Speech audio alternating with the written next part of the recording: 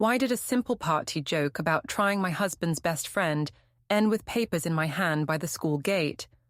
How did I turn a laugh into a public reckoning while he never raised his voice? Can a quiet plan outlast a crowd that clapped for me? Before we dive deeper into this story, I have one small request. Please subscribe, drop a like, comment, and hit that hype button to boost this channel so more people can discover these incredible stories. I'm Tysa Gray, and I will tell you how a joke about my husband's best friend ended at the school crosswalk with papers in my hand. I said it was humor.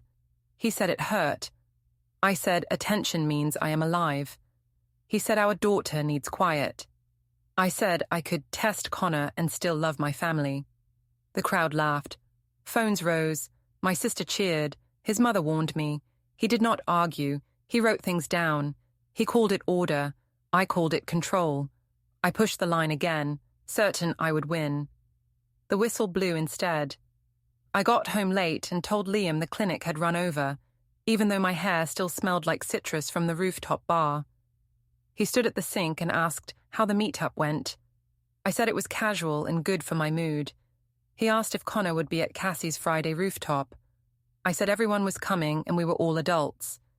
He asked if I could keep things calm for Maya. I said he was trying to control me again. He went quiet and wiped the counter, which annoyed me more than if he had raised his voice. I tossed my tote on the chair and said I needed fun after a long week of patience and complaints. He said he did not mind fun. He minded jokes that used our home.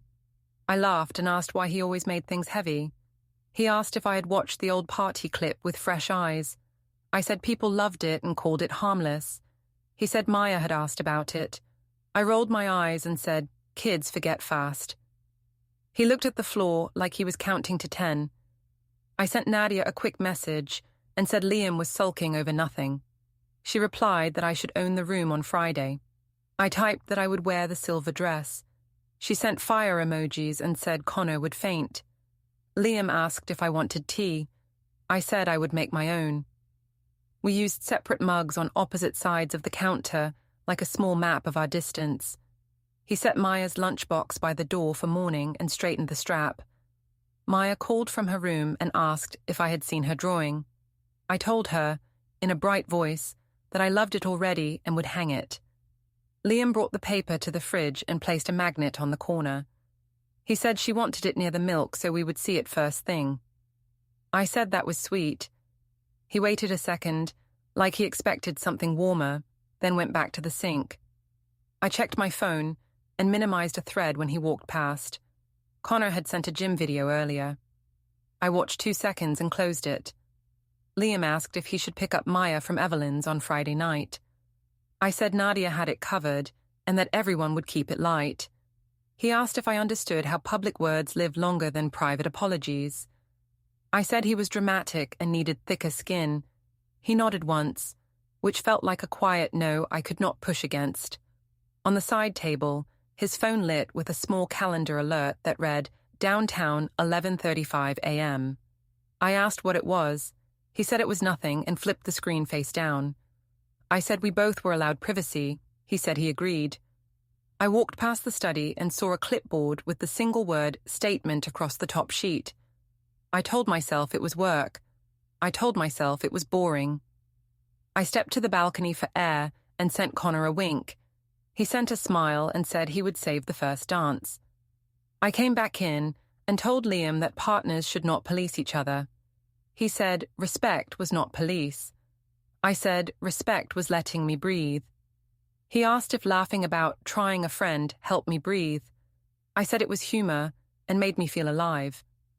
He looked toward Maya's room and said our child needed quiet. He rinsed his cup, dried it carefully, and folded the towel in a perfect square. The apartment felt neat in a way that made me itch. On the hall table, our shared tablet blinked with a small reminder for a recurring item called meeting, personal. I swiped it away and told myself I ran the narrative. I told myself attention meant safety. He checked the front door and said he would step outside for air. The phone on the counter lit again with a silent call from a private source. He slid it into his pocket and moved toward the balcony. The latch made a soft click that sounded like a sealed decision. Morning light turned the clinic lobby into a shiny stage, and I acted like the lead. I arrived early on purpose and held my chin high. The potted plant by the door still leaned my way from yesterday's selfie, and that felt like a sign. Devan came out from the back office and asked if we could have a quick word. I said we could, but I also said I had patient calls at 8. He said it would only take a minute. I followed him, smiling like this was about praise. He closed the glass door and said a tenant from upstairs had sent him a message. He said the tenant saw my tag with Connor and did not like the caption. I said the caption was playful and helped the clinic feel modern. He said we were not trying to be modern, we were trying to be calm. I said calm was great, but patients liked friendly staff. He said friendly was good, and public jokes about a marriage were not. I said my marriage was my business. He exhaled through his nose and rubbed his eyebrow. I told him the internet loved the post. He said the internet did not run our reception desk. I laughed and said he sounded like a guidance counselor. He said he was my manager. He also said he had already seen 2 comments from local parents. I said parents always had opinions. He asked me to keep the lobby boring for a week. I said boring did not look good on camera. He stared through the glass at the empty seats and said cameras were the problem. Back at the desk, I opened my laptop to check the day's reminders. The cloud icon spun and flashed a small message that said, "File uploaded successfully." I clicked the home folder by habit and saw a clean desktop tree with Archive A and Archive B, both neat, both stamped with dates. I did not remember making those. I closed the window fast and told myself it was a sync from Liam's side. A soft sound came from the copy room, like a printer waking. I walked past and saw a single blank page slide out and stop. When I sat again, my phone vibrated with the group chat. Nadia had posted my selfie and wrote that the silver dress was ready. Someone started a poll for Team Connor or Team Liam. I tapped the heart under Team Connor and put the phone face down. A dental rep walked by and handed me sample boxes without meeting my eyes. I told myself she was shy. Devon leaned around the corner and asked if I could smile at the next patient in a simple way. I said my smile was always simple. He said that was not what he meant.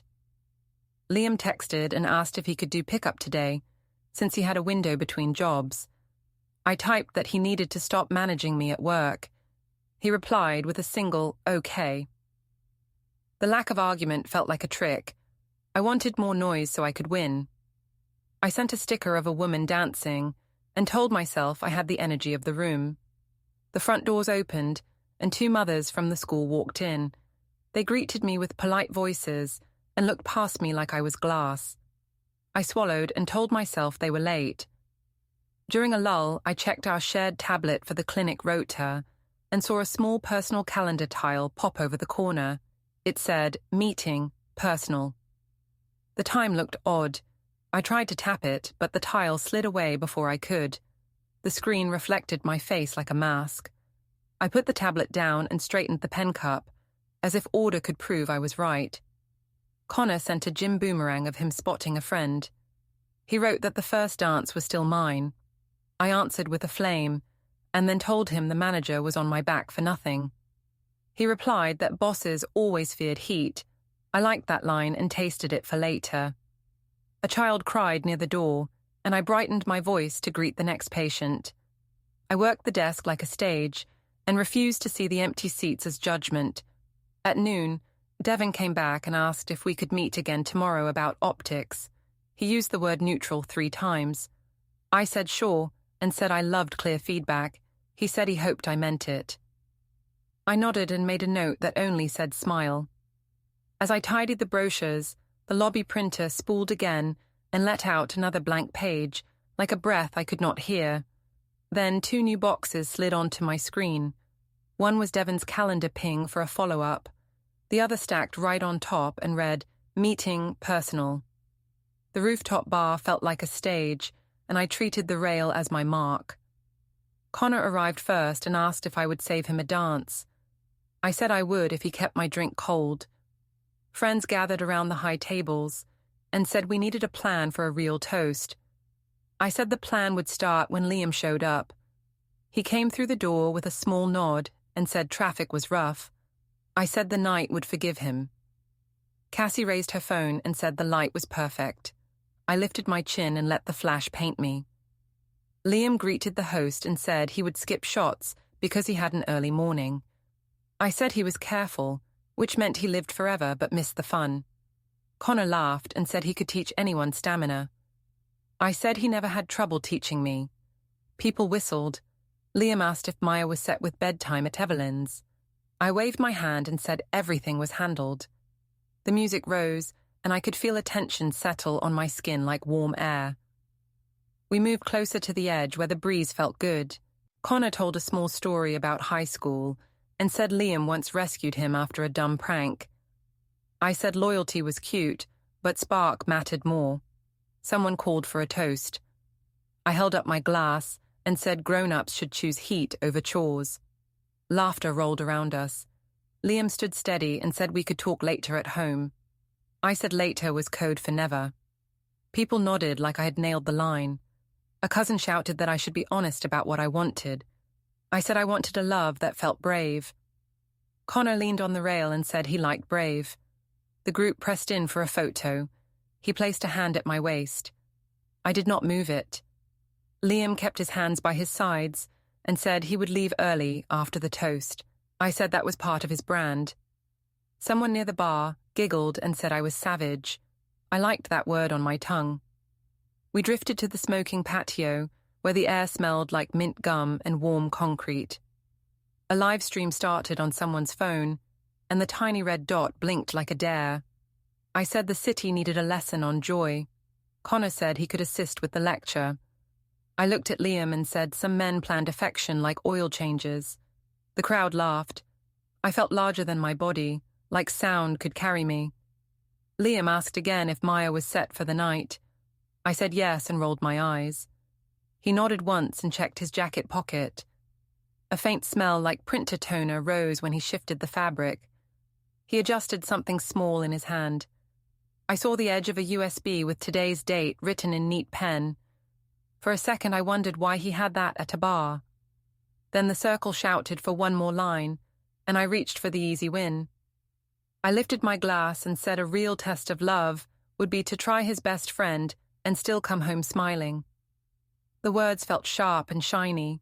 Connor grinned like a host who had booked the right act. Phones flew up. Someone shouted that I should say it again for the people in the back. I raised my voice and repeated it, slower. The patio erupted. A woman in a red dress covered her mouth and watched Liam. He thanked the host and said we should enjoy the night. I said we already were. He turned toward the stairs. As the door opened, I heard a faint beep from his pocket, like a recording app starting or stopping. He told the host that he would settle the tab for his soda and said goodnight. I said he loved quiet rooms more than people. Connor leaned closer and said I was on fire. I clinked my glass to his and told myself I was winning. Cameras clicked. A stranger near the ashtray said the clip was already in 3 chats. The family restaurant felt loud but careful, like everyone tried to cover a crack with music. Evelyn had the long table near the windows. She greeted us with soft eyes and asked if we wanted lemon water. I said I was fine and sat between Nadia and a cousin who kept her phone face down.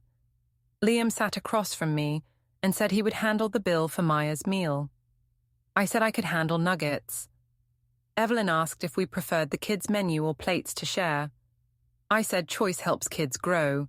Liam said simple helps kids rest. The laminated menu stuck to my fingers.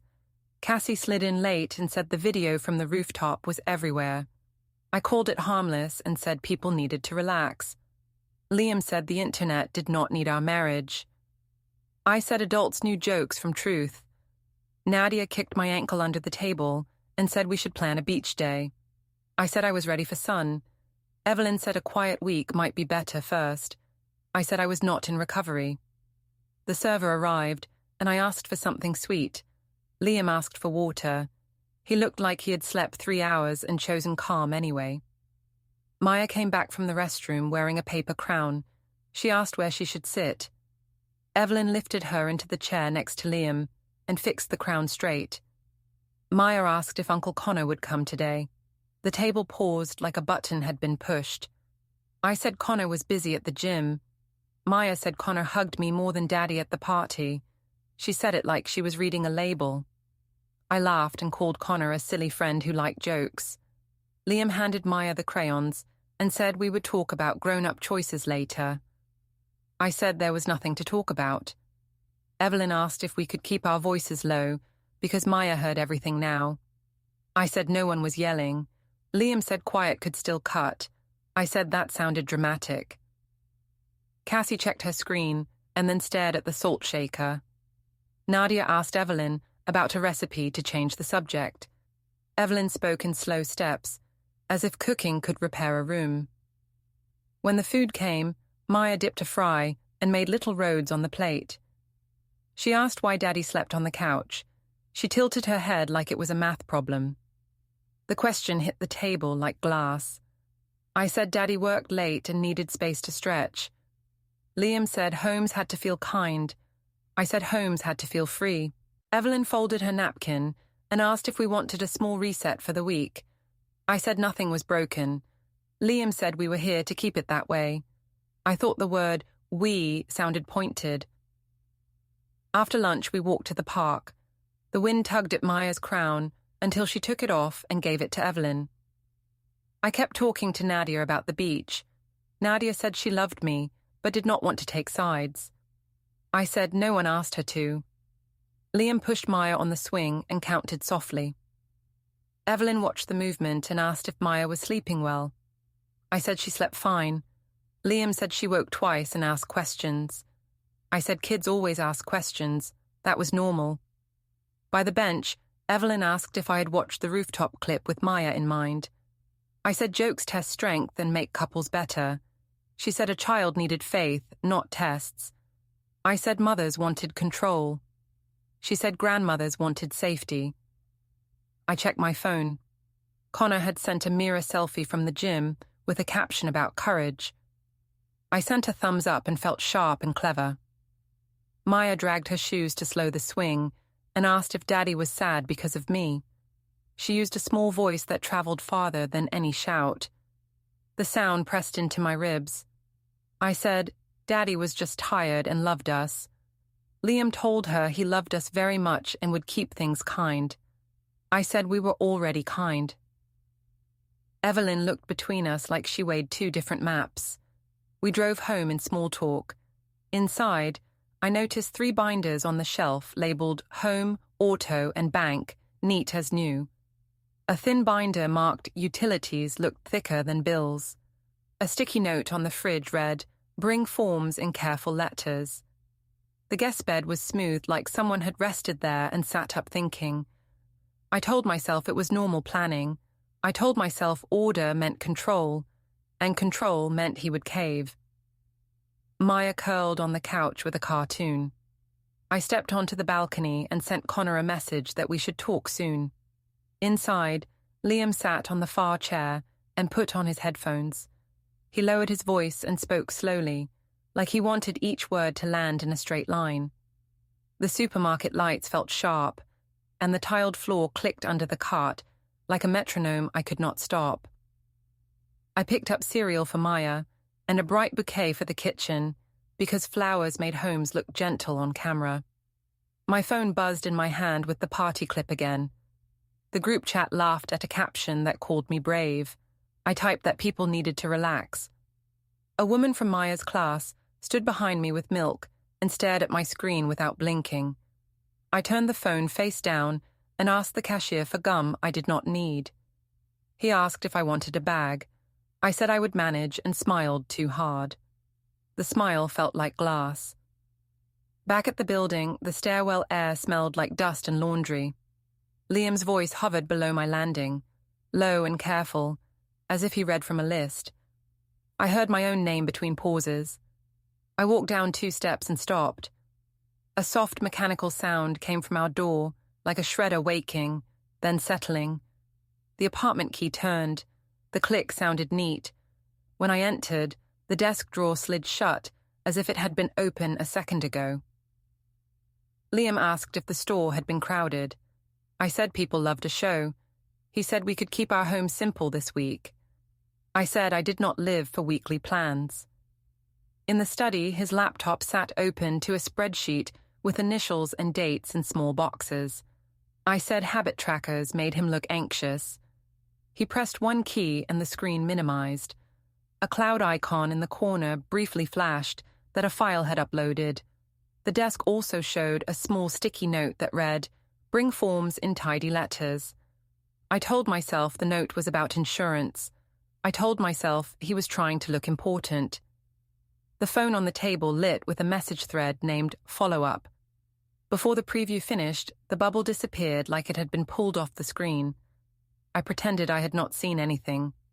I went to the gym to send Connor a mirror photo from the locker corridor, where the lighting was kind and the floor always smelled clean. He asked if I could stop by his office for 5 minutes. I said maybe, depending on the night. He sent a thumb-on-the-scale selfie I archived for later. I told him Liam had turned into a hall monitor. He said hall monitors loved power until the bell rang. I liked the line and saved it in my head. On the way out, I checked my feed and posted a caption about choosing spark over quiet.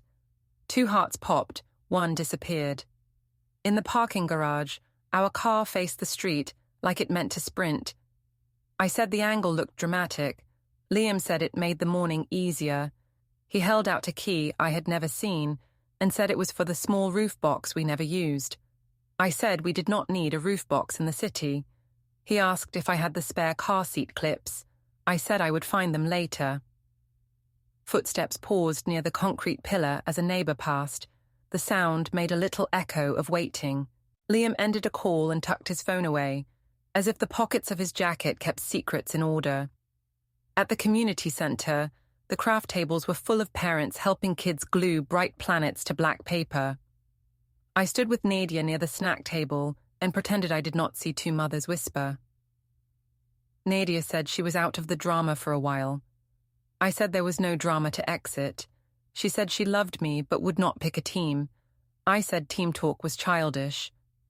Across the room, Liam sat with Maya and wrote notes in a small pad as she pressed gold stars into a constellation. Evelyn stopped by with a bag of fruit and asked if Maya wanted to sleep over Saturday. I said we had plans. Evelyn said she wanted quiet for her granddaughter. I said quiet was overrated. When we got home, the wall planner glowed in the kitchen light. A date was circled in red without a label. I drew a bigger circle around my birthday and felt clever. The mail on the counter looked flipped and squared. A single USB sat under the taxes folder, with today's date written in neat pen.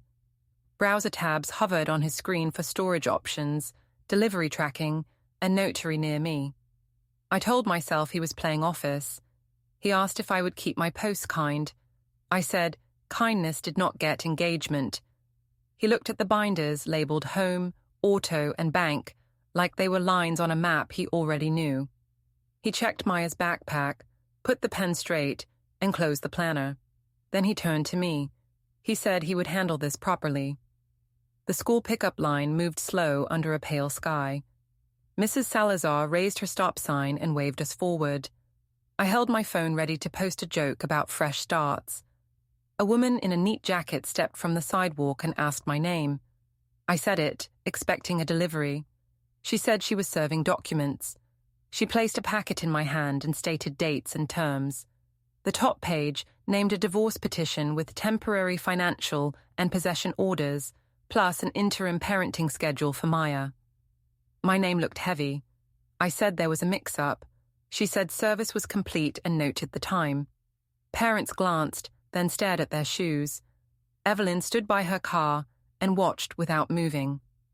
My phone buzzed with an email from Liam. He wrote that he would follow the temporary orders and handle pickups per the schedule this week. I tried to breathe and found no air. Mrs. Salazar asked if I needed to step aside. I said I was fine and did not move. Liam waited across the crosswalk and held Maya's hand. He nodded to Evelyn. She opened the trunk for a jacket. The crossing whistle blew and the line rolled forward. Don't forget to hit like, subscribe, and turn on the bell so you don't miss the next story. Write in the comments from which city you are watching.